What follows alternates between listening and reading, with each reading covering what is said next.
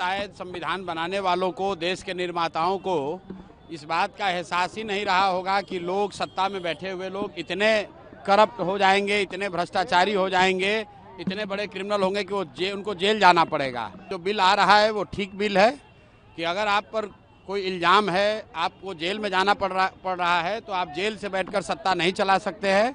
तो ये कानून जहाँ तक मैं समझता हूँ ठीक है। भाई, क्रिमिनल बिल जो लाया जा रहा है वो इसलिए लाया जा रहा है कि जब संविधान बना होगा तब शायद संविधान बनाने वालों को, देश के निर्माताओं को इस बात का एहसास ही नहीं रहा होगा कि लोग, सत्ता में बैठे हुए लोग इतने करप्ट हो जाएंगे, इतने भ्रष्टाचारी हो जाएंगे, इतने बड़े क्रिमिनल होंगे कि उनको जेल जाना पड़ेगा। और उससे भी बढ़कर कि वो जेल जाने के बाद भी अपना पद नहीं छोड़ेंगे। तो मुझे लगता है कि जो बिल आ रहा है वो ठीक बिल है कि अगर आप पर कोई इल्ज़ाम है, आपको जेल में जाना पड़ रहा है तो आप जेल से बैठकर सत्ता नहीं चला सकते हैं। तो ये कानून जहाँ तक मैं समझता हूँ ठीक है। देश में मुख्यमंत्री सुरक्षित नहीं है सर, आप बिना सुरक्षा के चलते।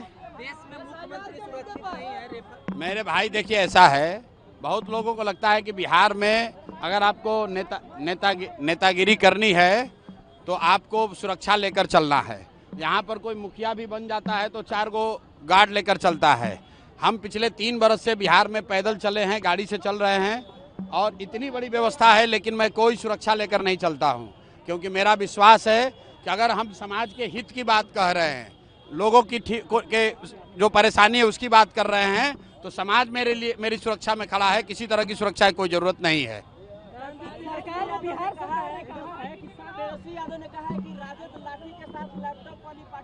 चलिए, कम से कम तेजस्वी यादव ने स्वीकार कर लिया कि ये गुंडों की पार्टी है। बताइए, सभ्य समाज में अगर कोई कह रहा है कि हमारा पार्टी लाठी वाला पार्टी है तो उनको वो वही बात कह रहे हैं जो समाज राजद के बारे में कहता है। हम लोगों ने पहले कहा है कि राजद लाठी वाला, कट्टा वाला पार्टी है। जब इनकी सरकार थी तो लाठी, कट्टा, बंदूक, अपहरण, रंगदारी यही बिहार की पहचान थी। तो मुझे सत्य को बहुत देर छुपाया नहीं जा सकता है। तेजस्वी यादव ने स्वीकार कर लिया है कि ठीक है, हम लोग की पार्टी लाठी और कट्टे वाली पार्टी है। सीएम नीतीश कुमार ने 7,000 रुपया देने का ऐलान किया बाढ़ पीड़ितों को। भाई, 20 वर्ष से तो बाढ़ की समस्या से निपटारा कर नहीं पाए। यहीं कोसी में 2008 में जो कटाव हुआ था, आज तक लोग विस्थापित हैं, उनको कुछ राहत नहीं मिली। पूरा सीमांचल में बाढ़ आया हुआ है, पूरा भागलपुर, मुंगेर के गांव कटे हुए हैं। ये हर बार बाढ़ जो है इन लोगों के लिए कमाने का संसाधन है। जल संसाधन विभाग सबसे बड़ा उगाही विभाग है। बाढ़ से लोग परेशान होते हैं और सत्ता में बैठे अफसर और नेता कमाई करते हैं। इसलिए बाढ़ पर ये लोग क्या कर रहे हैं, इससे जनता को कोई लेना देना नहीं है। जनता देख चुकी है, 30 वर्ष में बाढ़ की समस्या ना खत्म हुई, ना इस तरीके से आगे खत्म होगी।